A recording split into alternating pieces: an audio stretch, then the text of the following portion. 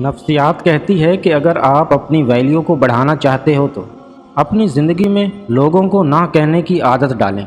जब भी आपके दोस्त आपको कहीं जाने का बोलते हैं, आप उनके साथ चल पड़ते हो, लोग आपको नठल्ला समझेंगे। इसलिए अपने काम पर ध्यान दो। अगर आप किसी को बार बार मैसेज करते हो और वो आपको रिप्लाई नहीं देता तो आप मैसेज करना बंद कर दें।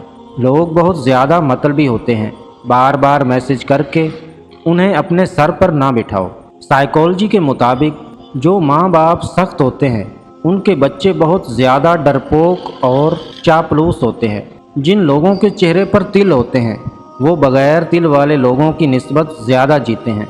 जो इंसान बहुत ज़्यादा ठंडे कमरे में सोता है उसे डरावने ख्वाब आने के चांस ज़्यादा होते हैं। साइकोलॉजी के मुताबिक जब कोई इंसान रोने लगता है तो वो और भी पुरानी बातों को याद करने लगता है ताकि वो और ज़्यादा रोया जाए। साइकोलॉजी कहती है कि आप सुबह उठते ही या रात को सोने से पहले जिस काम या इंसान के बारे में ज़्यादा सोचते हैं आप उसे दिल से प्यार करते हैं। जिस घर में बहुत ज़्यादा लड़ाई होती है उसमें मौजूद बच्चों पर ऐसा ही असर पड़ता है जैसे जंग का सिपाही पर।